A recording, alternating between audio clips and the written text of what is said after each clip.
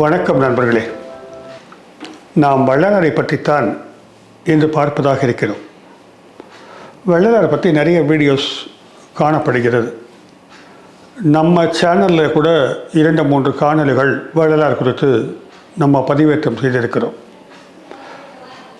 அது என்னமோ வள்ளலார் தேட தேட ஒரு கடல் போல தான் இருக்கிறார். வள்ளலாரை போற்றக்கூடிய நிகழ்வுகள் தொடர்ந்து நடந்து வருகின்றன தற்காலங்களில். இருந்தாலும் கூட ஒரு பிரச்சனை இருக்கிறது. அகில இந்திய அளவில் இருக்கக்கூடிய தத்துவ கோட்பாடுகளில் வள்ளலார் முக்கியமான இடத்தை பெறவில்லை என்பதுதான். இந்தியன் ஸ்கூல்ஸ் ஆஃப் ஃபிலாசபின்னு சொல்லுவாங்க.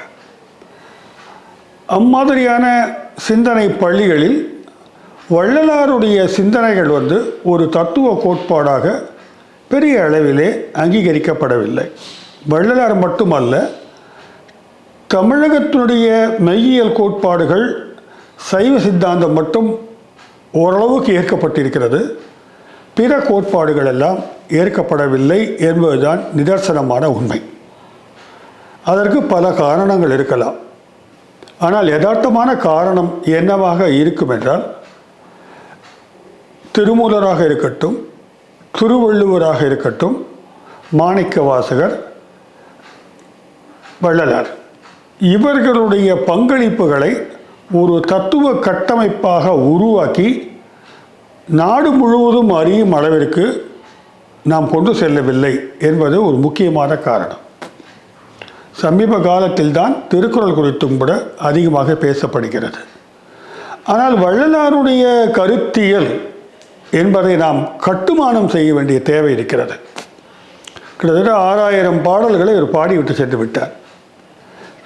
தமிழகத்திலே ரொம்ப இது ஆதிகாலம் தொட்டே வரக்கூடிய சிந்தனை மரபு இருப்பதால் இங்கே உரைநடைகளை விட பாடல்களாகத்தான் தத்துவங்கள் எல்லாம் சொல்லப்பட்டிருக்கின்றன.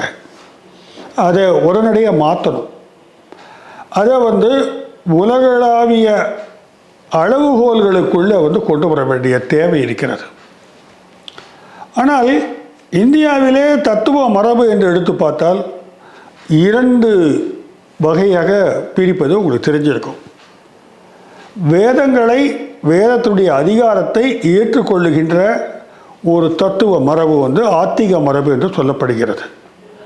வேதத்தினுடைய அதிகாரத்தை ஏற்காமல், அது காட்டும் வழிகளையெல்லாம் சரியான அறிவிற்குரிய பாதையாக ஏற்காமல் மறுத்துவிட்டு வேறு ஒரு பாதையை சமைத்து கொடுத்த தத்துவங்கள் எல்லாம் நாத்திக பள்ளி என்று சொல்லப்படுகின்றன.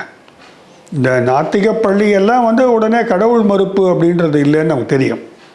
நாத்திக பள்ளியில் தான் பௌத்தம் இருக்கிறது, சமணம் இருக்கிறது, சாருவாகம் இருக்கிறது. ஆனால் தமிழகத்தைச் சேர்ந்த பிற பல்வேறு விதமான சிந்தனைகள் எல்லாம் இந்த 2 மரபுகளுக்குள்ளே இல்லை. அது கொஞ்சம் வேதனையை கொடுக்குற விஷயமா இருக்குது. சில இண்டிவிஜுவல் திங்கர்ஸ் என்ற முறையில் தான் கல்வி பரப்புகளில் இவர்களெல்லாம் அறிமுகப்படுத்தப்படுகிறார்கள். நண்பர்களே, என்னதான் மக்கள் கொண்டாடினாலும் ஒரு உலகளாவிய அங்கீகாரம் வேண்டும் என்றால் அதற்கு ஆய்வாளர்கள், ஆய்வு அறிஞர்கள், மெய்யியலாளர்கள் இவர்கள் ஒரு கோட்பாடாக சிந்தனைகளை ஏற்றாக வேண்டும். அப்படி வள்ளலாரது இல்லைன்றது என்னுடைய அனுபவபூர்வமான உண்மை. ஆனால் அவருடைய பாடல்களை படிக்க படிக்க டீகோட் பண்ண வேண்டியிருக்கு. அதற்கான ஆட்கள் இருக்காங்க. அவங்க டீகோட் பண்ணி அதை விளக்கிட்டு அதில் மகிழ்ச்சி அடைந்து தங்களுடைய ஆன்ம மேம்பாட்டிற்காக அந்த பாதைக்குள்ளேயே போயிடுறாங்க. அதை கொஞ்சம் ஸ்ட்ரக்சர் பண்ணி கொடுக்க வேண்டிய கட்டாயம் இருக்குது. அங்கங்கே பல முயற்சிகள் நடந்து இருக்கின்றன என்றாலும் கூட அவையெல்லாம் ஆங்கிலத்திலும் கொண்டு செல்ல வேண்டும். வெவ்வேறு ஆய்வரங்களில் பேச வேண்டிய ஒரு தேவையும் இருப்பதாக நான் கருதுகிறேன். அந்த வகையில் பார்க்கும்போது இந்திய மெய்யியல் பரப்பில் வள்ளலாருக்குரிய இடம் என்ன என்பதை பார்க்கத்தான் நான் இந்த காணொளியில் முயற்சி செய்ய போகிறேன். அதற்காக மெய்யியல் பரப்பில் இருக்கக்கூடிய எல்லா ஃபிலாசபி எடுத்து வச்சு ஒரு பிஹெச்டி மாதிரி இன்றைக்கி செய்ய போகிறதில்ல. வள்ளலாருடைய மெய்யியல் கூறுகள் என்னவாக இருக்கின்றன என்பதைத்தான் நம்ம இங்கே இன்றைக்கு காணொளியில் பார்க்கலாம்னு நினைக்கிறேன். அடங்கும் மரபு அடங்காத மரபு என்று எடுத்து பார்த்தால் ஆத்திகத்திற்குள் அடங்கும் மரபு, ஆத்திகத்திற்குள் அடங்காத மரபு. வள்ளலார் மட்டுமல்ல, தமிழகத்தில் திருமூலர் உட்பட இவர்களை நம்ம ஆத்திக மரபில் கொண்டு வர முடியாது. ஒரு மரபு என்பது என்னன்னு கேட்டாக்க அதற்குரிய ஒரு லாஜிக்கல் ஃப்ரேம் ஒர்க் கொடுத்துருக்குறாங்க. தருகம் தான் அதனுடைய அடிப்படை.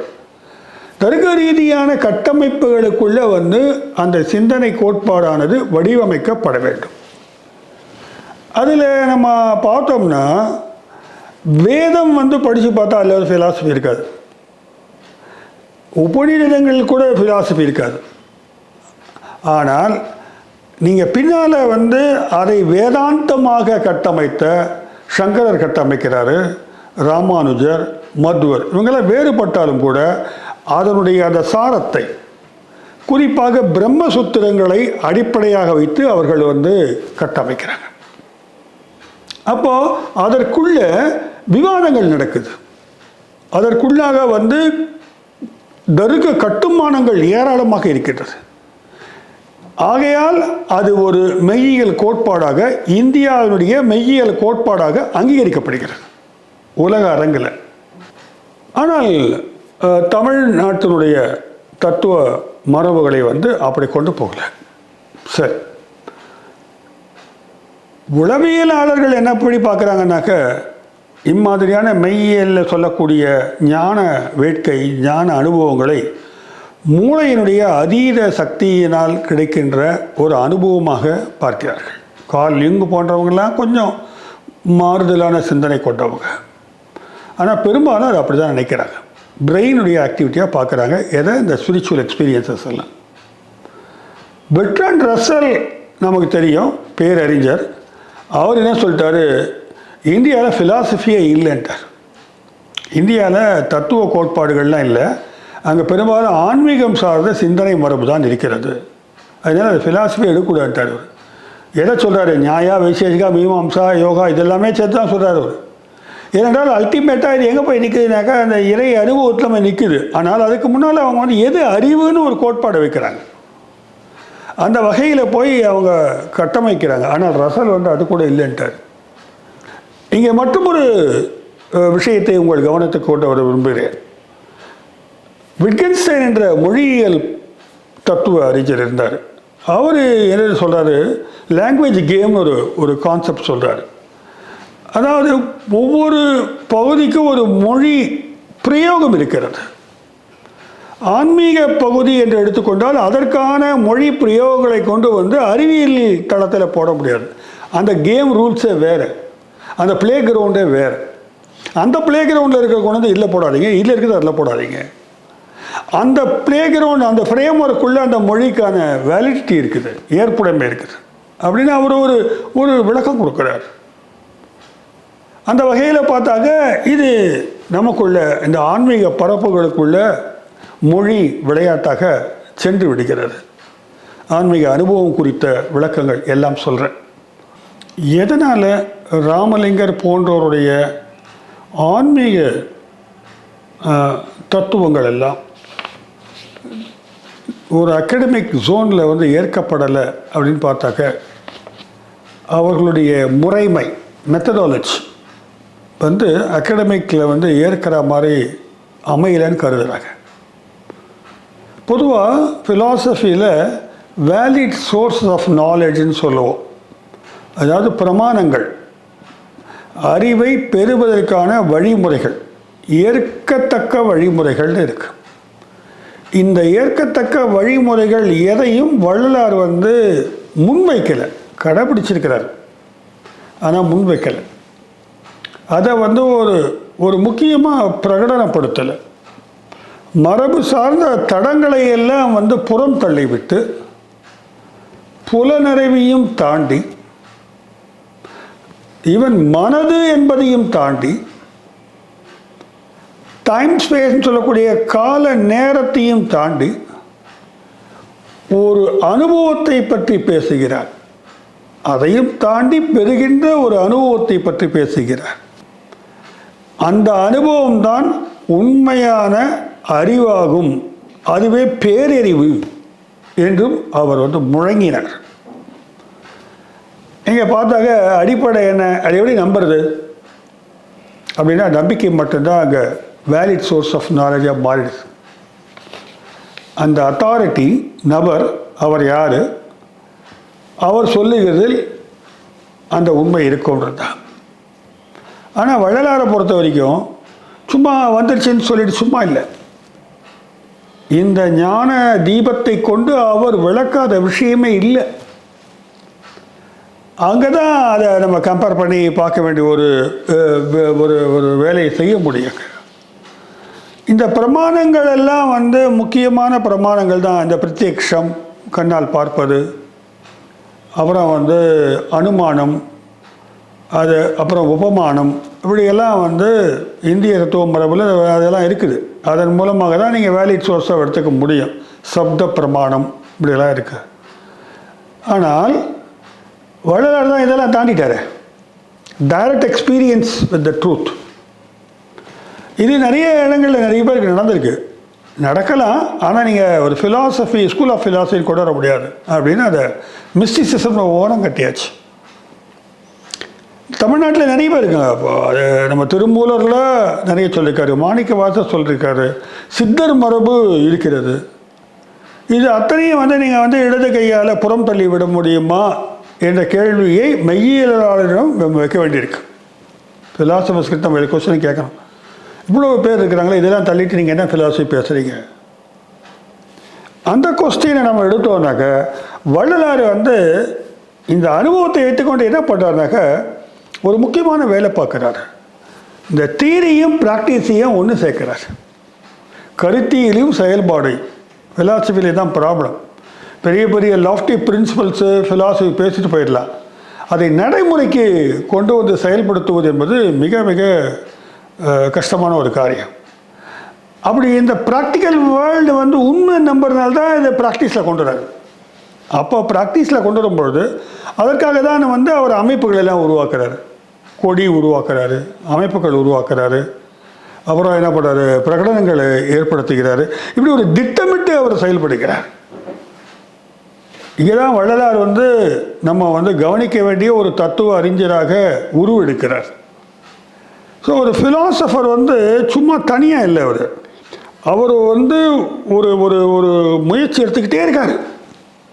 என்ன முயற்சி எடுக்கிறான்னு பார்த்தா, அந்த பேருண்மை என்று சொல்லுகிறார்களே அதை கண்டே ஆக வேண்டும் என்ற ஒரு தாகத்தோடு தேடுறார் அவர். அப்படி தேடி தான் அதை கடைசியில் அடைகிறார். அதன் அடிப்படையில் செயல்பாடுகளையும் மேற்கொள்ளுகிறார். அப்படியே போயிடல அவர், இமயமலைக்கு போய் காணாமல் போயிடல. இந்த மண்ணினுடைய மக்களுக்கான வேலைகளில் இறங்குறார். பொதுவாக அப்படி இறங்கும்போது அவர் என்ன பண்ணுறாரு, தன்னுடைய தனி மனித அனுபவத்தை சமூகத்தின் நன்மைக்காக அர்ப்பணிக்கிறார். யார் ஒரு அங்கீகரிக்கப்பட வேண்டிய துறவியினாக்க தான் பெற்ற அந்த ஞானத்தை இந்த மக்களின் நலனுக்காக செலவிடுகிறார். பார்த்தீங்களா, அவங்கள நம்ம வந்து கவனிக்கணும். ஆனால் மக்களை ஏமாத்துறதுக்காக செலவிடுகின்ற ஆட்கள்லாம் இருக்கிறாங்க. நிறைய பேர் நிறைய கூட்டம் சேர்த்துக்கிறது, காசு பார்க்கறது, புகழ் அடைகிறது. அவர்களுக்கு வந்து அனுபவம் கொஞ்சம் கிட்டி இருக்கும், ஆனால் வந்து தெளிவான ஒரு செயல் போக்கு வந்து எனக்கு தெரிஞ்சு அப்படிலாம் ஒன்றும் காணப்படலை. அது ஏதோ ஒரு சைக்கலாஜிக்கல் ட்ரீட்மெண்ட் மாதிரி தான் அவங்கெல்லாம் வேலை பார்க்குறாங்க. வள்ளலார் எடுத்த உடனே ஒரு விஷயம் சொல்லிட்டார், இன்றைக்கி யார் சொல்ல முடியும்னு தெரியல. வேதம் முன்வைக்கின்ற இந்த சனாதனத்தை வந்து ஒதுக்குகிறார். அவருக்கு இந்த சனாதன தர்மம் வந்து ஏற்புடையது இல்லை அப்படின்ட்டு தெளிவாக சொல்கிறார். உங்களுக்கு புரிஞ்சிருக்கோம், இன்றைக்கே சொல்ல முடியாது. It has become a political component. அவர் அறம் சார்ந்த விஷயத்தில் அன்றே அதை வைக்கிறார். வேதம் சனாதனம் ஒதுக்குவது மட்டுமல்ல, இந்த சமதர்மம் என்ற வார்த்தையை சன்மார்க்கமாக மாற்றுகிறார், சன்மார்க்க நெறியாக மாற்றுகிறார்.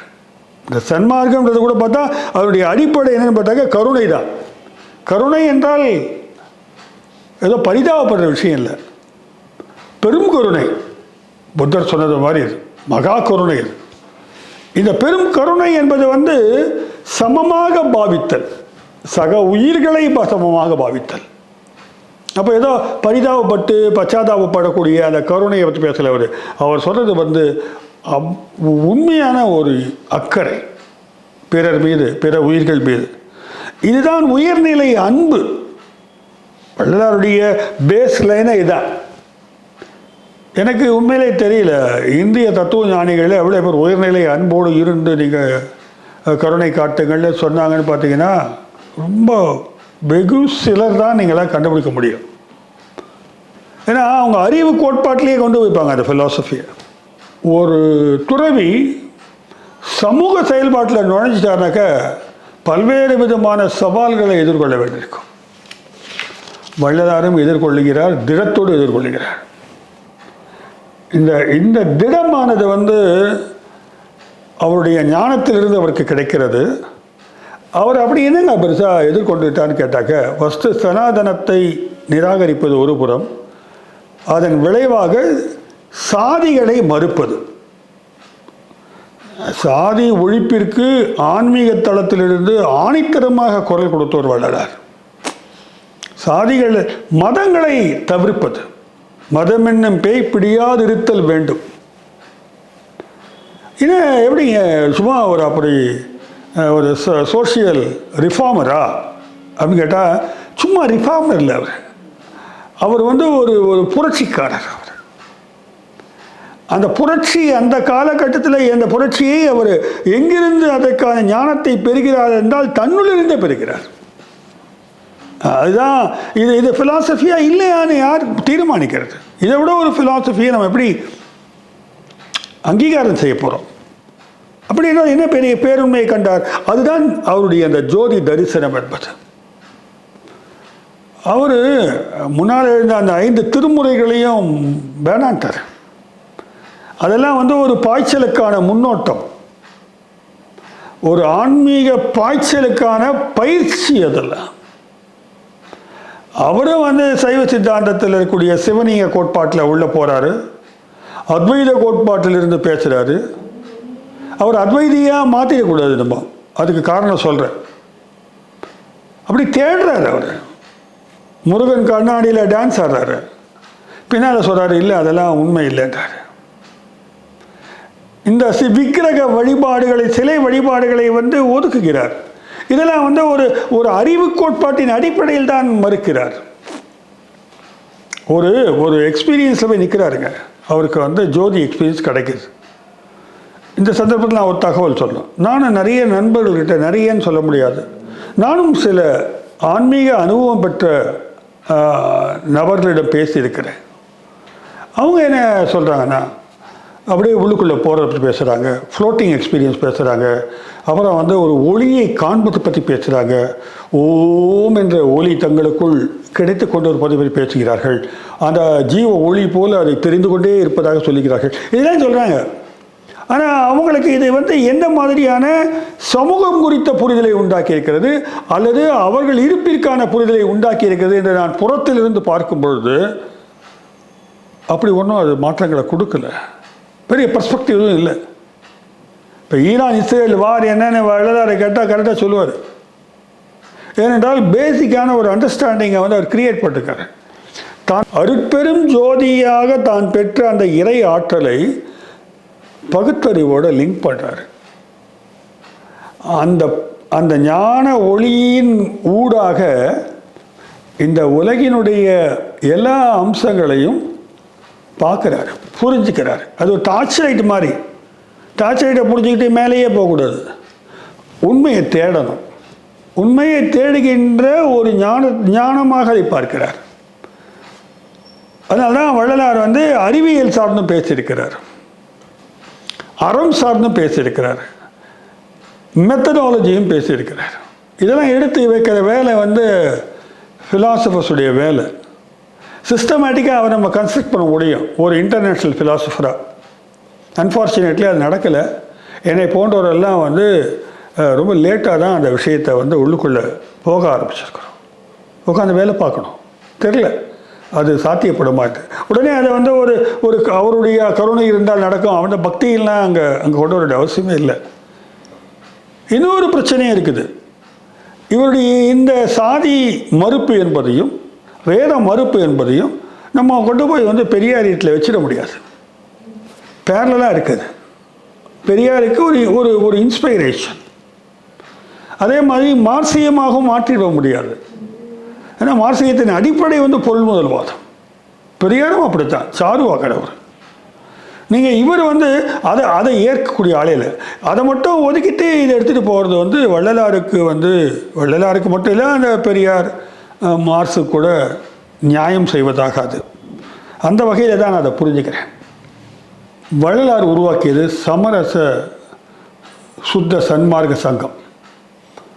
சமரசம், சுத்தம், 2 வார்த்தைகள் வந்து மிக முக்கியமானவை. அந்த காலத்தில் வந்து ஃபிலாசபின்னா இந்தியாவில் பெரும்பாலும் ஆன்மீக உரையாடலில் தான் மெய்யியலாக காணப்படுகின்றன.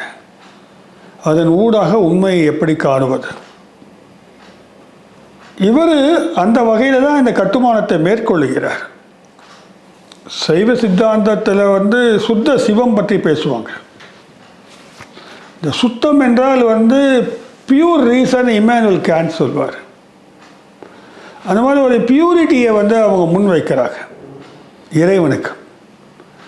இவரும் பியூரிட்டியை பற்றி பேசுகிறாரு. சமரசம் என்பது ஒரு உடன்பாடு, இணைவது.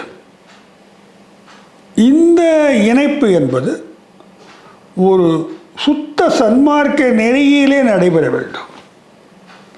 சுத்தம் என்றால் மதங்களெல்லாம் சார்பு அற்ற சுத்தம் என்ற அளவில் தான் இங்கே வந்து அவரால் விளக்கப்படுகிறது. ஸோ அந்த மதங்களெல்லாம் இல்லாத ஒரு மதங்களால் முன்வைக்கப்பட்ட சுத்தம் இருக்குது, அந்த சுத்தம் இல்லாத சுத்தம். ஆக ஒரு ஒரு ஒரு கிரிட்டிக் ஆஃப் ரிலிஜனாக இருக்கார் அவர். அடுத்து பார்த்தா சமயங்களற்ற அப்படின்னு சொல்கிறதுனால இவரை நாத்திக ஸ்கூலில் கொண்டு போய் தான் சேர்க்க முடியும். ஏன்னா வேத மறுப்பு இங்கே வந்துடுது. இந்திய பள்ளிகள் வகையறால நாத்திக பள்ளியில் வைக்கலாம். இல்லை வைக்க முடியாதுன்னா 3ஆவதாக ஒரு பிரிவு தேவைப்படுகிறது இம்மாதிரி ஆட்களுக்காக. அப்படி ஒரு பிரிவை கிரியேட் பண்ணுறதா பண்ணலாம். இப்போது இந்த அவர் தெளிவாக சொல்லிட்டாரு, வேதங்களை மறுத்துடுங்க, ஆகமங்களையும் மறுங்க. அதெல்லாம் வந்து உங்களுக்குள்ள மூட நம்பிக்கையை உண்டாக்குது. சாத்திர சடங்குகளையெல்லாம் வந்து ஃபாலோ பண்ணாதீங்க. எவ்வளோ பெரிய ஒரு ரெவல்யூஷனரியான தாட் பாருங்க. அப்போது அது மட்டும் இல்லை, ஏன் அப்படி சொல்கிறீங்கன்னு கேட்டாக்க, இதெல்லாம் வந்து மனிதர்களுடைய கற்பனையால் உருவாக்கப்பட்டது. வேதாந்திகளும் சித்தாந்திகளும் தெளிவான புரிதல் இல்லாமல் அவங்க அந்த கற்பனையை தான் வந்து உண்மையாக உளறி இருக்கிறார்கள் சொல்கிறார். போச்சு, எல்லாமே உளறல் தான். இன்னொரு விஷயமே சொல்கிறார், இந்த அண்டத்தில் உள்ளதுதான் பிண்டத்தில் உள்ளதுன்னு ஒரு தத்துவம் பேசப்படுவது வழக்கம். பிரபஞ்சத்தில் என்ன இருக்கோ அது வந்து பிண்டத்தில் இருக்குது. அதுதான் வந்து அந்த ஒரு பிரம்மம், ஆத்மம், இந்த தத்துவம். ஆனால் என்ன சொல்கிறாரு, பெரும்பாலும் என்ன நடந்திருக்குதுனாக்க, பிண்டத்தில் உள்ளதை வந்து அண்டத்தில் உருவாக்கி விட்டார்கள் இவர்கள் எல்லாம். யார்? வேதாந்திகள், சித்தாந்திகள், மற்ற ரிலீஜியஸ் ஃபிலாசபர்ஸ்லாம். பிண்டம்னா மனுஷன். தங்க வாழ்க்கையில் என்ன நடக்குதோ அதே உருவாக்கி கடவுளாக்கிட்டாங்க. தங்க வாழ்க்கையில் இருக்கிற சிக்கல்களை வச்சா கதைகள் எல்லாம் வந்து உருவாக்கிட்டாங்க. அந்த சாமியில் பொண்ணுவார், பிரச்சனையை எதிர்கொள்வார், சாமம் விடுவாங்க, நிறைய கதைகள் இருக்குது. நம்ம இந்த புராணங்கள், இதிகாசங்கள், இம்மாதிரியான நூல்கள் மீது லட்சியம் கொள்ள வேண்டாம் அவர் சொல்கிறார். இதெல்லாம் லட்சியம் பண்ணாதீங்க, ஐயோ நம்பாதீங்க. இதிகாசங்கள்னால் என்னங்க, ராமாயணம், மகாபாரதம், இதெல்லாம் போய் பெரிய லட்சியப்படுத்தாதீங்க, சும்மா கதை. மனுஷன்தான் உருவாக்கியிருக்கிறான். இன்னும் கூடுதலாக ஒரு விஷயம் சொல்கிறாரு, கடவுளுக்கு கை காலெலாம் வச்சு விட்டான் மனுஷன், உருவமாக மாற்றிட்டான் அப்படின்னு சொல்கிறார். ஓ, என்னையா அத்தாரிட்டி நீ சொல்கிற அப்படின்னு கேட்டிங்கனாக்க, நான் கடவுளை கண்டுவிட்டேன், நீங்கள் சொல்வது தான் கடவுள் இல்லை என்ற அத்தாரிட்டியில் தான் அவர் பேசுகிறாரு. ஆக இப்படி வந்து டோட்டலாக தூக்கி அந்த மரபு சார்ந்த ஆன்மீக மரபுகள் மொத்தத்தையுமே வந்து மூட்டை கட்டி அந்த வெளில போட்டுட்டு எந்த பிரச்சனையும் இல்லாமல் ஒரு ஆசிரமம் அமைச்சு உட்காந்துட்டார். இத்தனைக்கு வந்து பக்கத்தில் வந்து தீட்சிதர்கள்லாம் இருக்கிறாங்க. அவர் நடராஜர் கோயிலுக்கு போய் சிதம்பரத்தில் அப்படி வேண்டாரு. அங்கே இருக்கிற அந்த அந்த அந்த ஏற்றத்தாழ்வுகள், தீண்டாமை, இறைவனை பற்றிய எந்த ஒரு கமிட்டடு சிந்தனை இல்லாதது, இப்படி பல்வேறு கொடுமைகளை அவர் அனுபவிக்கிறார், பார்க்குறாரு. அவருக்கு பிடிக்கவே இல்லை. அதனால் டோட்டலாக அதை நிராகரித்து விட்டு தான் வந்து இங்கே கட்டுறாரு, சபை கட்டுறாரு, பொற்சபை சிற்சபையெல்லாம் கட்டுறாரு. டோட்டலாக சாமியை தூக்கி வெளில போட்டார். இந்த இந்த இந்த மக்கள் அங்கீகரித்த உருவ வழிபாட்டையே நிராகரித்து விட்டார். அது ஒளி அப்படின்ட்டார். விண்ணப்பங்கள் என்று எழுதியிருக்கிறார். அதில் தான் வந்து கடவுளை வேண்டுறாரு. என்ன வேண்டாருன்னா, அருட்பெரும் சோதியை கடவுளாக பாவித்து வேண்டுகிறார். சன்மார்க்கத்தின் தடைகளாக இருக்கும் சமயங்கள், மார்க்கங்கள், வர்ணாசிரம கோட்பாடுகள், சடங்குகள் போன்றவையெல்லாம் என் மனதில் பற்றாவண்ணம் இருக்க வேண்டும்ன்றார். இது ஒரு டெக்னிக் பாருங்கள். இதெல்லாம் தப்பு அப்படின்னு வெளில திட்டதை விட, கடவுளே இதெல்லாம் என்ன பீடித்துதான் பார்த்துக்க, அவர் வேண்டுதல் பாருங்கள். கடவுளே எனக்கு மூட நம்பிக்கை வந்துடக்கூடாது அப்படின்றார். இப்படி இருக்கிற விஷயத்தை ஏற்றுக்கிட்டோம்னா எனக்கு ஒரு கேள்வி வருது. பல 100 ஆண்டுகளாக இந்த வேதாந்திகள் பின்னால் போனவங்க எத்தனை கோடி பேர், சைவ சித்தாந்தத்தை இன்றைய வரைக்கும் உயிராக நினைக்கக்கூடிய பக்தர்கள் எத்தனை கோடி பேர், இவர்கள் நம்பி அறிவாக, பேரறிவாக, இறையாக நம்பி இருக்கின்ற விஷயங்களெல்லாம் உண்மை அறியாமல் யாரோ உளறியது என்ற கோட்பாட்டுக்குள்ளே போயிட்டாக்க இவ்வளோ கோடிக்கணக்கான பேர் வாழ்க்கையினுடைய அந்த இருப்பு கேவலமாக போயிடுச்சு. ஏமாந்து தான் போயிட்டாங்கன்ற அளவுக்கு இதை புரிய வைக்குது. இது அப்படி அப்படி சொல்லிட்டு போயிடுவார். அவ்வளோதான். இம்ப்ளை பண்ணி பார்த்தா அதான் அர்த்தம். வேஸ்டட் யுவர் லைஃப் அப்படின்னு அவங்கள பார்த்து சொல்கிறாரு. உண்மையான சுத்த சன்மார்க்க சங்கத்தை உருவாக்குகிறார். சுத்த சன்மார்க்க நெறி தான் அவருடைய நெறி. அது ஏற்றத்தாழ்வு இல்லாத ஒரு நெறி. இதை பாடலாக எழுதியிருக்கிறாரு அந்த விண்ணப்பத்தில். சாதியிலே, மதங்களிலே, சமய நெறிகளிலே, சாத்திர சந்தடிகளிலே, கோத்தர சண்டையிலே அப்படின்னு வரிசையாக பாடிட்டே போகிறார். ஆதியிலே அபிமானித்து அலைகின்ற உலகீர் அலைந்தலைந்து வீணே நீர் அழிதல் அழகல்லவாண்டார். வீணே நீர் அழிஞ்சிட்டீங்களேப்பா இம்மாதிரியான சாத்திரங்களை நம்பி நம்பி. இங்கெல்லாம் அப்படியே பெரியார் சாயல் அடிக்குது. ஏங்க இவ்வளோ நாளாக வாழ்க்கையை கெடுத்துக்கிட்டீங்க இதெல்லாம் நம்பி அப்படின்ட்டார். இன்னொரு இடத்துல சொல்கிறாரு, நால்வரனும் ஆசிரம ஆச்சாரம் முதலெல்லாம் நவீன கலை தரிதம் எல்லாம் பிள்ளை விளையாட்டே. பெருந்தனே சொல்ற அதெல்லாம் விளையாட்டுங்கல்ல அப்படின்ட்டு. ஸோ ஒரு ஃபிலாசபி எஸ்டாப்ளிஷ் பண்ணுறதுக்கு முன்னால் இருந்த ஃபிலாசபிலாம் நிராகரிக்கணும். அதுதான் வந்து ஃபிலாசபி கன்ஸ்ட்ரக்ஷனுடைய பேசிக்ஸ். உங்களை சுற்றி முன்னால் இருக்கிற ஃபிலாசபிலாம் ரிஜெக்ட் பண்ணணும். நீங்கள் பாட்டுக்கு அது பாட்டுக்கு இது பாட்டுக்குன்னா ரெண்டு கான்ட்ரடிக்ஷன் ஆகிடும். அதை தான் இவர் செய்கிறாரு. முன்னால் கட்டமைக்கப்பட்ட கோட்பாடுகளை வந்து இவர் வந்து கடுமையாக சாடி நிராகரிக்கிறார். நிராகரித்து தான் தன்னுடைய ஃபிலாசபியை இவர் முன்னால் வைக்கிறார். ஆனால் இப்படி இதையெல்லாம் மறுக்கின்ற வள்ளலார் சைவ சித்தாந்தவாதியாக இருந்தார். அப்படி கேட்டாக்க ஆமாம் நான் இருந்தேன் அப்படின்ட்டார். உண்மைதான், நான் வந்து சைவ சித்தாந்தியாக தான் இருந்தேன். ஆனால் அப்போ எனக்கு அறிவு இல்லை, போதுமான அறிவு இல்லை, எனக்கு சொற்ப அறிவு தான் இருந்தது எனக்கு அப்படின்னு. அதனால் நான் அதை நம்பிக்கிட்டு இருந்தேன். ஆனால் நான் திருப்தி அடையலை. இதில் இங்கேருந்து இது ரொம்ப முக்கியமான ஒரு பாயிண்ட்டாக நான் பார்க்குறேன். சொற்ப அறிவு இருந்தால் அப்போ நல்ல அறிவு எது என்ற தேடலோடு இருந்திருக்கிறார், ஒரு தாகத்தோடு இருந்திருக்கிறார். தன் அறிவை தானே சந்தேகித்திருக்கிறார். தன் அறிவை மூடி இருக்கும் திரைகளை விலக்குவதற்கு அவர் கடுமையாக முயற்சி எடுத்திருக்கிறார். தனக்கு கிடைத்த பதில்களின் மீது திருப்தி அடையாமல் தொடர்ந்து தேடி இருக்கிறாரு.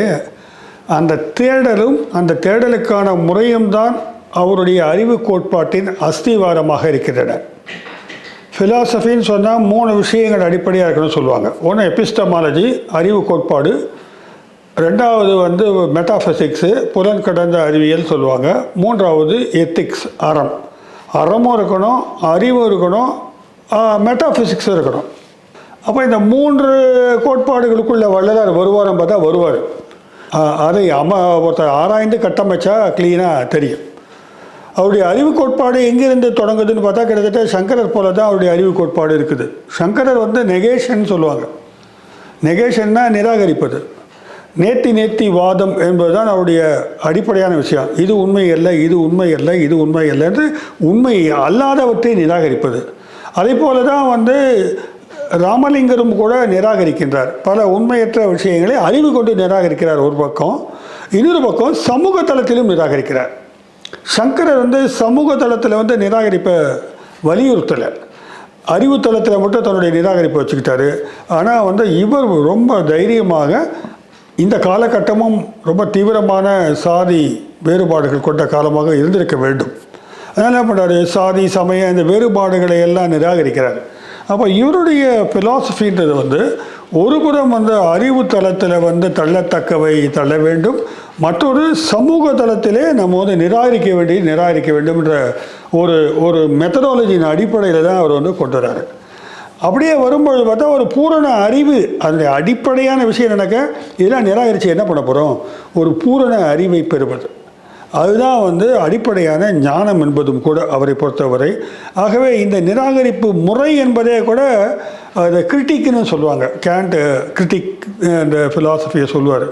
இந்த age is the age of கிரிட்டிசிசம்னு சொல்லுவாங்க. அந்த மாதிரி இந்த வள்ளலாருடைய இந்த கிரிட்டிக் மெத்தட் இருக்குது பார்த்தீங்களா, இதுவே வந்து ஒரு முக்கியமான பிரமாணமாக நாம் எடுத்துக்கொள்ள முடியும் என்று நான் கருதுகிறேன். வள்ளலார் பகுத்தறிவை மிக்ஸ் பண்ணியிருக்கிறார், விடாமல் தேடி இருக்கிறார். ஒரு சயின்டிஃபிக்கான ஒரு சர்ச் அவருக்குள்ளே இருந்திருக்கு. அதன் விளைவாக வந்து இந்த அண்ட சராசரங்களுடைய இயக்கங்கள் குறித்தெல்லாம் ஒரு பாடல்களில் தெரிவிச்சிருக்கிறார். நம்ம ஏற்கனவே 4th டைமென்ஷன்ற ஒரு வீடியோவில் அதை பற்றி பேசியிருக்கோம். இப்போது சும்மா ரெஃபரன்ஸ்க்காக சொல்கிறேன். இந்த அண்ட வெளி எப்படி இயங்குதுன்றதுக்கு ஒரு பாடலை சொல்கிறாரு. வெளியிடை பலவே விரித்து அதில் பற்பல அழிதர அடைந்த அருட்பெரும் ஜோதி. அது அர்த்தம் புரியும். வெளி இடை பலவே விரிந்து அதில் வந்து நிறைய பேரண்டங்கள், விண்மீன்கள், கோள்கள்லாம் வந்திருக்கு. ஒரு வெளிக்குள்ளே எத்தனை இருக்குது. ஃபர்ஸ்ட் ஆஃப் ஆல் வந்து ஒரு ஸ்பேஸ்க்குள்ளே வந்து இத்தனை கோள்கள் இருக்குன்றதும், மல்டிவேர்ஸ்ன்னு சொல்லக்கூடிய பல விதமான பிரபஞ்சங்கள், நூற்றுக்கணக்கான பிரபஞ்சங்கள் இருக்குதுன்றதை வந்து சொல்கிறதும் வந்து அவரால் சொல்ல முடிஞ்சிருக்குது. இன்னொரு விஷயம் வந்து இது எப்படி சாத்தியமாகும் நம்ம கேட்கலாம். இதோடு அவர் நிற்கலை. இன்னொரு பாடல் வரிகள் நான் பார்த்தேன். வெளியிடை பகுதியின் விரிவியல் அணைவியல் அழிவுற அமைத்த அருட்பெரும் ஜோதி. இதில் விரிவியல் அணைவியல், விரிவியல்னா விரிஞ்சிக்கிட்டே போகுது. எடிங்டன்ற ஒரு எழுதியிருப்பார், எக்ஸ்பேண்டிங் யூனிவர்ஸ். இந்த பூமியை வெடிச்ச ஒரு பாடு வேகமாக போயிட்டே இருக்கு, இன்னும் போயிட்டுருக்கு. எல்லா கோள்களும் போயிட்டே இருக்கு. அதுதான் சொல்கிறாரு விரிவியல், வெளியிடை பகுதியின் விரிவியல். இன்னொன்று சொல்கிறது அணைவியல். அது அணைவியல்னா ஒன்றா சேர்க்கறது. ஒருவேளை வந்து இந்த இந்த இப்போ ஆக்சுவலி புவி ஈர்ப்பு சக்தி இதுக்கெல்லாம் காரணத்துக்கு காரணமாக அது எதிர்ப்பு தெரிவித்து விலகி போயிட்டே இருக்குது. அது ஆஃப் ஆகிடுச்சு வச்சுக்கோங்க. அப்போது என்ன ஆகும், உள்ளே ஈர்க்குவது, அணைக்கும், அணைவியல். பிளாக் ஹோல் மாதிரி, பிளாக் ஹோல் தான் கிட்டத்தட்ட அந்த எனர்ஜியை வந்து உள்ளே சக் பண்ணிக்கும். அதை வந்து ஒரே ஒரு பிக் க்ரன்ச்சுன்றாங்க. இதை சயின்ஸில் வந்து சிங்குலாரிட்டின்னு கூட சொல்லி கொண்டு வந்துருக்கிறாங்க. அப்போ பிக் க்ரன்ச் இதை வந்து சும்மா போகிற போக்கில் சூத்திரம் மாதிரி சொல்கிறார் அவர். அதை பாருங்கள், அழிவுற அமைத்த அருட்பெரும் ஜோதி. அருட்பெரும் ஜோதி உருவாக்கியிருக்குது எல்லாம். இதோடு மட்டும் நிற்காமல் புதிய பொருள்கள் எப்படி உருவாகின்றன, பொருள்கள் எப்படி உருவாகும் அப்படின்றத பற்றியும் பாடல்களில் சொல்கிறார். அகம் புறம் 2 இருக்குது, அகப்புறம் புறப்புறம்னு 4 இருக்குது. இந்த 4 சேர்ந்து தான் ஒரு பொருளானது உருவாகிறது. 4 நிலைகளை சேர்ந்து தான் ஒரு பொருளானது உருவாகிறது அப்படின்னு சொல்கிறார். இப்படி ஒவ்வொரு பற்றியும் அவர் வந்து நுணுக்கமாக சொல்லி கொண்டு போவது என்பதும், அது மட்டும் இல்லாமல் அவர் வந்து சித்த வைத்தியத்தில் வந்து ஸ்பெஷலிஸ்ட்டு. அதுலேயும் ஆர்வமாக ஈடுபட்டு உடலை எப்படி பராமரிக்கிறது, ஆரோக்கியமாக வைப்பதற்கான சித்த மருத்துவம் எது என்பதெல்லாம் அவர் சொல்லியிருக்கிறார். ரசவாதம்லாம் பண்ணதெல்லாம் சொல்லுவாங்க. அப்போது எங்கேருந்தோ ஒரு மெயின் பாயிண்ட்டை பிடிச்சிட்டார். அதுதான் அந்த அந்த அவருக்கு கிடைச்ச அந்த அருட்பெரும் ஜோதி தரிசனம். சின்ன சின்னதாக தெரிஞ்சுக்கிட்டு இருந்தது பின்னால் பிரம்மாண்டமாக அதன் உள்ளாக அவர் பயணப்படுகிறார். ஒரு லெவலில் அதுவும் தானும் ஒன்றுன்ற மாதிரி தான், அத்வைத மாதிரி தான் ஆகுது. இதில் ஒரு பிரச்சனை இருக்குது. அத்வைதம் மாதிரி ஆகிட்டார்னா இவருடைய ஐடென்டிட்டி போயிடும் இல்லையான்னு. அது ஒரு ஃபிலசாபிக்கலான ப்ராப்ளம் தான். அது ஐடென்டிட்டி போயிடுச்சுன்னா அவர் எப்படி வந்து கருணை காட்டுவார்னா கருணையின் வடிவமாக மொத்தமாக மாறிவிடுவார் அப்படின்றது தான் அவருடைய ஃபிலாசபி. இது ஒரு இன்னொரு பாயிண்ட் இருக்குது. இதில் இது இப்படியெல்லாம் விளக்கங்கள்லாம் ஏற்றுக்க முடியாதுங்க அப்படின்னு சொன்னாலும் கூட ஒரு தியரிட்டிக்கல் ஃப்ரேம் ஒர்க் கொடுத்துட்றாரு. அப்போது ஃபிலாசபி எல்லாத்தையுமே ப்ரூவ் பண்ண முடியாது. ஒரு தியரிட்டிக்கல் ஃப்ரேம் ஒர்க் கிடச்சிருக்கிறதுல ஒரு எபிஸ்டமாலஜி வந்துருச்சு. அதில் இது எல்லாத்துக்கும் மேலே வந்து இருக்கிற விஷயம் வந்து அருட்பெரும் ஜோதி தனிப்பெரும் கருணை. இந்த அன்பு என்ற ஒரு பேரன்பு என்ற ஒரு எத்திக்ஸையும் கொஞ்சம் ஜாயின் பண்ணிடுறாரு. இப்படி அண்டங்களுடைய விளக்கங்கள், பொருள்கள் தோற்றம் குறித்த விளக்கங்கள் இப்படியெல்லாம் வந்து சொல்லும் பொழுது எந்த அறிவு முறைமையின் மீது இவர் விளக்குகிறார் அப்படின்னு ஃபிலாசபியில் கேள்வி கேட்பாங்க. அவர் கடவுளை இருந்தால் கூட அதான் நக்கீரர் கேட்குறீங்களா அந்த மாதிரி கேட்பாங்க. தமிழ் மரபில் வந்து ஒரு சொல்லாடல் இருக்கிறது. காண்டல்னு ஒரு மெத்தட் சொல்கிறாங்க. காண்டல் என்றால் காணுதல் தான். இந்த காண்டல் என்பது வந்து அறிவுக்குரிய ஒரு முறைமையாக அங்கீகரிக்கப்பட்டது. காணுதல் என்பது இந்த காண்டலையே ரெண்டாக பிரிச்சுக்கலாம். அகக்காண்டல், புறக்காண்டல். அகக்காண்டலை பற்றி பேசும்போது திருமூலர் கூட சொல்லியிருக்கிறாரு, தெளிவு குருவின் திருமேனி காண்டல். குருன்னு வந்து சொல்கிறது இறையை குறிப்பிடுவது. இப்படி நிறைய விதவிதமான இந்த காண்டல் குறித்து தமிழ் மெய்யியல் மரபில் நிறைய நம்ம பார்க்க முடியுது. இது அகக்காண்டல்.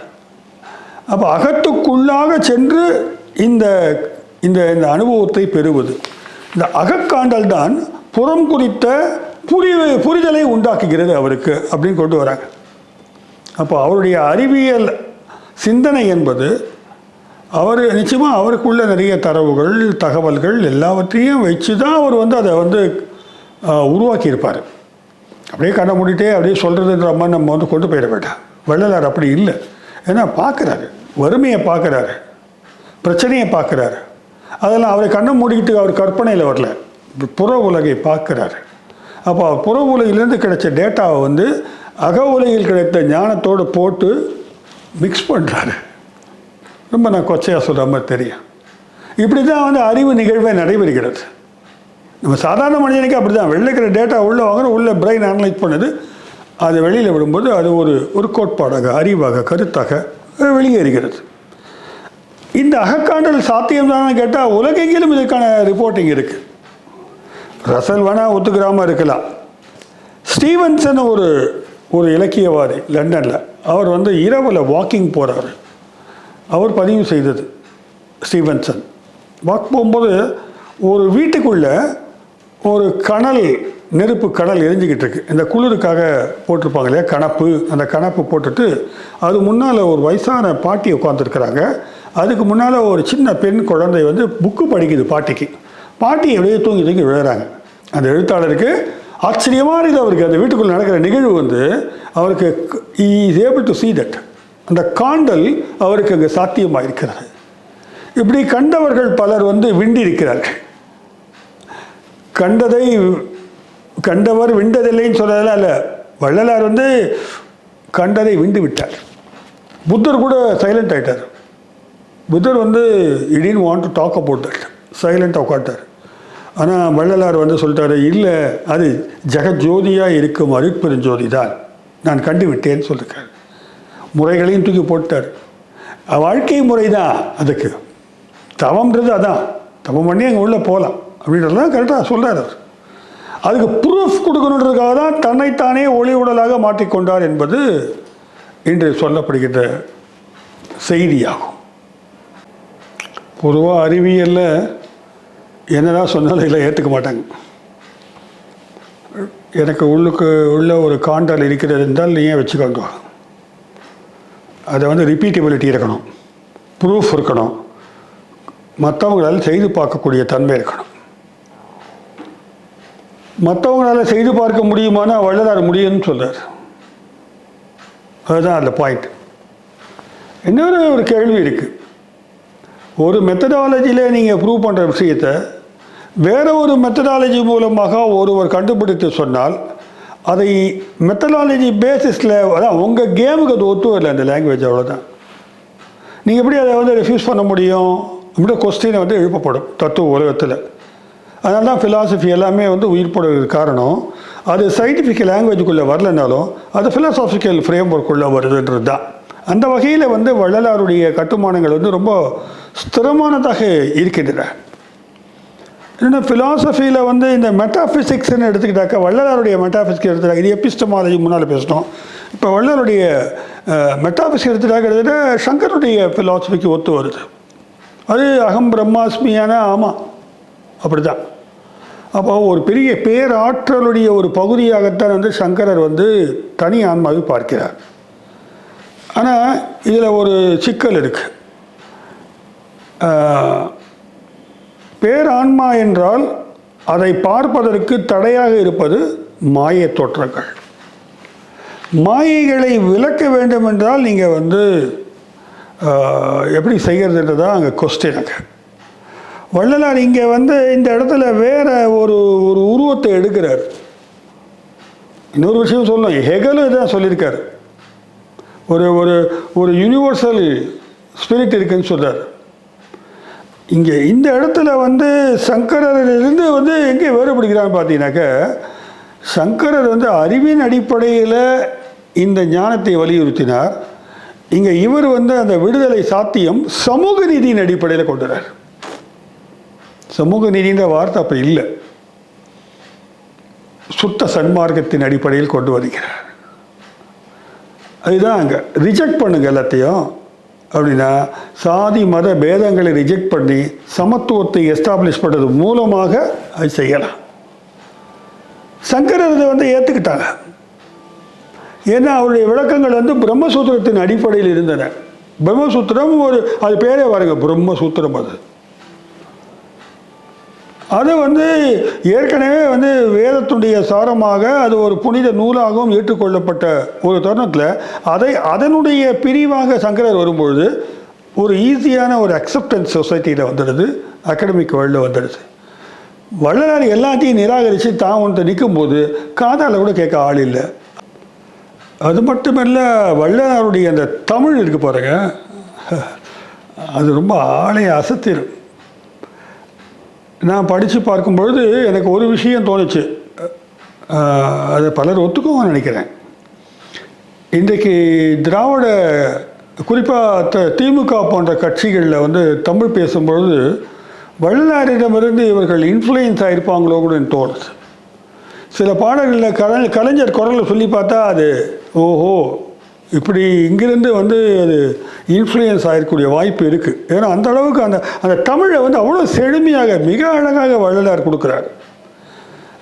அது ஏன் இதை சொல்கிறேன்னாக்க, இப்படி சுத்தமான தமிழில் பேசப்படுவதால் கூட புற உலகத்தில் வந்து அது ஒரு மையல் கோட்பாடாக ஏற்கப்படாமல் போயிருப்பதற்கான வாய்ப்பு இருக்குது. ஏன்னா தமிழ் தெரியாது மற்றவனுக்கு. அதுலேருந்து எடுத்து வச்சு விளக்கும் போது திருப்பியும் அதே ஸ்பிரிட்டோடு டிரான்ஸ்லேட் பண்ண முடியுமான்னு தெரில. சங்கரெல்லாம் சமஸ்கிருதத்தில் எழுதி வச்சுட்டு போயிட்டார், சிஸ்டமேட்டிக்காக எழுதி போயிட்டார். இவர் பாடல் பிரவாகமாக தமிழ் பண்புக்குரிய ஒரு இலக்கிய பண்பு தான் அப்படியே கொட்டியிருக்கிறார். கொட்டினதை எடுத்து வச்சு இங்கே திருப்பி விளக்குவது ரொம்ப சிரமமான விஷயம்தான். ஆனால் சங்கரரை போல ஒரே பேருண்மையின் பேரொளியின் கிரணங்களாகத்தான் மனிதர்கள் இருக்கிறார்கள் என்று சொன்னாலும் கூட அதை தாண்டார், ஒரு பாய்ச்சறார். ஐயா நான் பார்த்துட்டேன், அது அருட்பெரும் ஜோதி. அதனுடைய உருவம் வந்து அருட்பெரும் ஜோதி. அது பிரபஞ்ச ஆற்றல். அது நானாகவும் நான் அதுவாகவும் இருந்தாலும் கூட அதை நான் பார்க்க முடிந்திருக்கிறது. உருவமற்ற அந்த பிரம்மத்தை வந்து நான் பார்த்துட்டேன்னு சொல்கிறார் அவர். நீயும் பார்க்கலான்னு சொல்கிறார் அவர். அப்போது அப்படி சொல்லும் பொழுது அவருடைய மெய்யியல் கோட்பாட்டை வந்து சமூகத்தை விட்டுக்கல, தூக்கி போட்டல. அதுலேயும் சீர்திருத்தத்தை கடைபிடித்து கொண்டு போனால்தான் அந்த ஜோதி தெரியுன்றார் அவர். அந்த ஜோதி தரிசனத்துக்கு நீங்கள் விரதம் இருந்து பிரயோஜனம் இல்லை. அதுக்கு கருணை விரதம் இருக்கணும். மகா கருணையை ஒட்டுமொத்தமாக ஆன்மாவின் தன்மையாக மாற்ற வேண்டும். அது அவ்வளோ ஈஸி இல்லைங்க. பர்ஸில் 500 ரூபா இருக்குது, பக்கத்தில் இருக்க சாப்பாட்டு கேஷ் கேட்குறேன், நம்ம கொடுக்க மாட்டோம். ஒரு 10 ரூபா வேணால் கொடுப்போம். அந்த வச்சுக்கியா அப்படின்னு 500 ரூபா கொடுப்போமா, இல்லை 200 ரூபா கொடுப்போமா? It's not possible. வள்ளலார் ரொம்ப நல்லா தான் சொல்லியிருக்கிறார். இவனுங்களால் முடியாது அவருக்கு தெரிஞ்சிருக்கும். ஆனால் அந்த கருணை எப்படி வளர்ப்பது? ஆக அந்த மகா கருணை தான் அதை ரீச் பண்ணுறதுக்கான வழி. நீங்கள் தலைகீழாக யோகம் பண்ணுறது அல்லது தியானம் பண்ணுறது, பல்வேறு டெக்னிக்ஸை ஃபாலோ பண்ணுறதெல்லாம் இல்லை. அதெல்லாம் செகண்டரி. பிரைமரி அடிப்படையானதை கருணை, அன்பு, பேரன்பு நிலைக்கு நீங்கள் உங்களை உயர்த்தி கொண்டால்தான் அந்த ஜோதி உங்களுக்கு தட்டுப்பட ஆரம்பிக்கும். மற்ற எதுவுமே நீங்கள் படித்தும் பிரயோஜனம் இல்லைன்றது தான் அவருடைய அனுபூதி கொள்கை. அது அவருடைய இங்கே தான் பாருங்கள், ஒரு சப்ஜெக்டிவ் ஃபேக்டர் ஒளி எனக்கு மட்டும் தெரியுது. புற வயத்தில் இருக்கிறது பசி, பிணி, பசிப்பிணி, அப்புறம் வருத்தங்கள். இந்த இந்த இந்த அன்பு என்பது புற உலகத்தில் நம்ம காட்டக்கூடியது, முடியக்கூடியது. இங்கே தான் அவர் ஜாயின் பண்ணார் ரெண்டுத்தையும். அவர் ஆன்மீகத்தை மட்டும் தனியாக பிரிக்க முடியாது, சமூக கொள்கைகளை மட்டும் தனியாக பிரிக்க முடியாது. ஒரு நாணயத்து 2 பக்கம், இந்த பக்கம் அன்பு, இந்த பக்கம் ஒளி. இது இருந்தால் தான் இது, இது இருந்தால் தான் இது. அந்த அற்புதமான ஒளியை, பெரும் ஜோதியை, தனிப்பெரும் ஜோதியை நீங்கள் காண வேண்டும் என்றால் அன்பு என்ற பாதையின் மூலமாகத்தான் போக முடியும். ரிவர்ஸில் கிடையாது. ஜோதி தரிசனத்துக்கு பின்னால் அன்பு தன்னால் வந்துடுன்றதுலாம் இல்லை, அது அவன் தரிசனம் ஆயிடுச்சுன்றதுலாம் இல்லை. இந்த பாதையில் போனால் தான் அந்த வெளிச்சம் கிடைக்கும். அப்போது எங்கும் வியாபித்து இருக்கின்ற அந்த ஆன்ம ஜோதியை தான் முழுமையாக கண்டதாக சொல்லத் தொடங்குகிறார். நடுவில்லாம் இல்லைன்றார். நான் பார்க்கல, கெஞ்சினேன், கூத்தாடினேன், அப்படியே கீற்று மாதிரி வந்துட்டு போச்சு, ஆனால் இப்போ நான் முழுமையாக காணுகிறேன்றார். அப்போது ஒரு முழுமையாக கண்ட விஷயத்தை ஒரு ஆள் முன்னால் சொல்கிறேன். இதை நீங்கள் ஒரு ஹைப்போதீசிஸாக ரிஜெக்ட் பண்ணலாம். இங்கே தான் அந்த சாகா நிலை கொண்ட ஒரு விஷயத்தை பேசுகிறார். மரணத்தை வெல்ல முடியும்னு சொல்கிறார். அது மரணத்தை வெல்லுவது என்பது எப்படி வெல்லுவது என்பது போனால் திருப்பியும் டிஸ்மேண்டலிங் த பாடி, இந்த உடலை ஒளி உடலாக மாற்றுவது. இது ஏற்கனவே வஜ்ராயனா ஃபிலாசபியில் போன காணொலியில் சொல்லியிருக்கிறோம். நம்ம இந்த ஒளி விடல், அந்த ரெயின்போ பாடி, இதெல்லாம் நிறைய அங்கங்கே நடந்திருக்கிற தரவுகள் இருக்குது. ஆனால் வள்ளலார் இதனுடைய மோஸ்ட் டெவலப்டு ஃபார்மில் பேசுகிறாரு. சும்மா ஏதோ பேசலை. அவர் வரிசையாக பாடல் வரிகளில் விளக்கிக்கிட்டே போகிறாரு. பிரபஞ்சம் எப்படி உண்டாயிருக்குது, உலகம் எப்படி உண்டாயிருக்குது, பொருள் எப்படி உண்டாயிருக்கிறது, அருள் என்பது எப்படி உருவாகும், இது அத்தனையும் விளக்கும் போது ஒரு எவ்வளோ பெரிய கோட்பாடை தமிழர்கள் இன்னும் வெளி உலகத்தில் அங்கங்கே போட்டி கொண்டிருப்பார். அது வேறு விஷயம். ஒரு சிஸ்டமேட்டிக் தியரியை பில்டப் பண்ணி அதையே புற உலகில் நிலைநாட்டல்ன்றது தான் நம்முடைய வருத்தமாகவும் இருக்குது இந்த இடத்துல. ஏன்னா இவர் சமூக நீதியின் அடிப்படையில் கொண்டு போகிறார் ஃபிலாசபியை. அப்போது ஏற்கனவே சமூக நீதிக்கு மறுப்பான நீதிகளை கொண்டவர்களுக்கு இது ஒரு சவாலாக தான் இருக்கும். ஏன்னா பெரும்பாலான ஊடகங்கள் எல்லாமே அவங்க அங்கீகரிக்க வேண்டியவர்கள் அவங்க தான் இருக்கிறாங்க. அதாவது இந்த வைசேஷிகம், சாங்கியம், யோகம், மீமாம்சம், சைவ சித்தாந்தம் இவங்கெல்லாம் தர்க்கம் சார்ந்த கட்டுமானங்களை கொடுத்துருக்குறாங்க. இன்னொரு பக்கம் பார்த்தீங்கன்னாக்கா சித்தர்களும் கூட அதையெல்லாம் புறம் தள்ளிவிட்டு டைரக்ட் எக்ஸ்பீரியன்ஸ் வித் அல்டிமேட்னு சொல்லிட்டு போனாலும் போகிற போக்கில் கொஞ்சம் தூசு தட்டுற மாதிரி இந்த சமூக அவலங்களை எல்லாம் சுட்டி காட்டி விட்டு சென்றிருக்கிறார்கள். வள்ளலார் அப்படி சும்மா சுட்டி காட்டிட்டுல போக விரும்பலை. அவர் கிரவுண்டடாக இருக்கிறாரு, இறங்கி வேலை பார்க்குறாரு. சமூக தளத்திற்கு இவற்றையெல்லாம் கடந்த ஒரு நிலைக்கு மெய்யியலை நகர்த்துகிறார். இவர் ஒரு புத்தகத்துக்காக ஒரு கட்டுரை எழுத தொடங்கினேன். அதன் அடிப்படையில் தான் நான் இந்த காணொலியை பேசிட்டு இருக்கிறேன். அதில் சில வரிகள் பாருங்கள். இறை பேராற்றலை உணர்ந்த ஞானிகளில் மௌனிகளாக அருளாசி மட்டும் வழங்கி ஆசிரம வாழ்க்கையை மேற்கொண்டவர்கள் நிறைய பேர் இருக்கிறார். அப்படியே அருள் அவங்களுக்கு வந்திருக்கும். ஆனால் ஆசி மட்டும் வழங்கிட்டு போயிடுவாங்க, ஆசிரமம் மூலமாக அப்படி டைரெக்டாக மேலே போயிடுவாங்க. ஆனால் வள்ளலார் இறைஞானம் என்பது தனக்குரியது மட்டுமல்ல, அது அனைவருக்கும் பொதுவானது, அதன் பலன் என்பது அனைவருக்கும் கிடைக்க வேண்டியது. அந்த பலன்றது ஒரு புரியாத தன்மையில், வாழ்க்கை தளத்தில் அப்படின்னு. அதனால தான் அவர் சாப்பாடு போட்டார். இன்றைக்கும் அந்த அணையா அடுப்பு உருவாக்கி பசிப்பினி தீர்க்கும் ஒரு பெரிய ஒரு காரியத்தை செய்தார். அதனுடைய மாடலாக தான் இன்றைக்கி அரசாங்கங்கள்லாம் உணவு வழங்குகிற திட்டங்களெல்லாம் கொண்டு வந்திருக்கிறாங்க. பல கோவில்கள்லையும் இன்றைக்கி சாப்பாடு மதியத்தில் கொடுக்குறாங்க. அன்னதானம்னு சொல்கிறாங்க. அது தானம் என்ற வார்த்தை அன்ன பகிர்வாகவே இருக்கலாம். அது ஏனென்றால் இந்த பூமியை யார் எடுத்து யார் கொடுக்குறாங்க அப்படின்ற ஒரு கொஸ்டின் இருக்குது. அப்போ ஜோதியை அறிவதற்கு அறிவு தேவை என்பதை விட அன்பு தான் அடிப்படை என்ற ஒரு வித்தியாசமான ஒரு கருத்தை அவர் வைக்கிறார். ஓரளவுக்கு ஜீசஸ் இதை சொல்லியிருக்கிறார், லவ் இஸ் காட்.